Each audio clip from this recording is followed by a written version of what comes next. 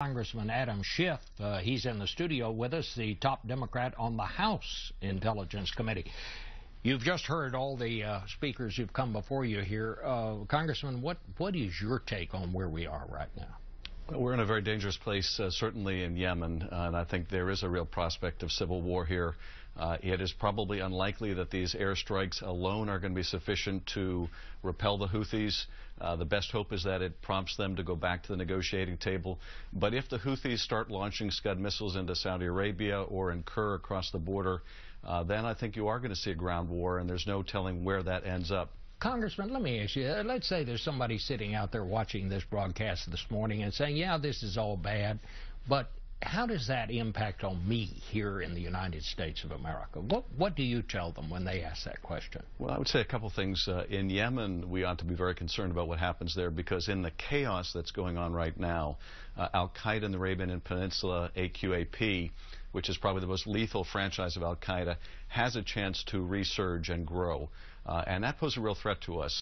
Talking about aircraft earlier on the program this morning, well, they have been building these bombs that can get past our metal detectors and have made repeated attempts to blow up our aircraft. So giving them any opportunity to grow is very important to stop, which means we have a very acute interest in Yemen. We also see in places like Tikrit, where a lot of these conflicting forces are coming together. We have a couple competing objectives. In Iraq, we want to make sure that we defeat ISIS because, again, they pose a threat to our homeland.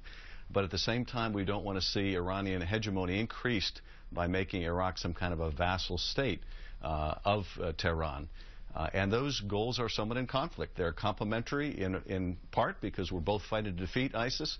At the same time, this heavy reliance on these Iranian-backed Shia militias is very concerning to us. How does this impact on these negotiations with Iran on trying to get some kind of deal to curb their nuclear weapons? You heard the reservations that Senator Burr just expressed.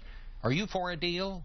Well, I'm for a good deal if we can get one, and I think it's still unclear what that final deal is going to look like. And I would be in favor of a good deal because the alternative is we pass new sanctions, which I would support. We hope to keep the Europeans together if we're lucky. And we wait for that additional economic pressure to bring Iran back to the table and get a better deal.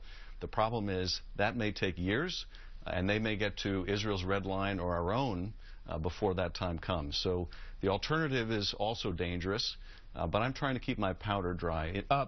Should we extend the deadline for these talks? Senator Burr said he'd be willing to go along with that. Well, I was very interested that Senator Burr said that because there's been a lot of GOP pressure on finding out what we have by the end of this month or applying new sanctions. As the French have pointed out, clinging to this deadline really puts us at a disadvantage if it appears we need to reach a deal by the Iranians do. So I would be in favor of taking the time we need to see if we can get a good deal by the end of June.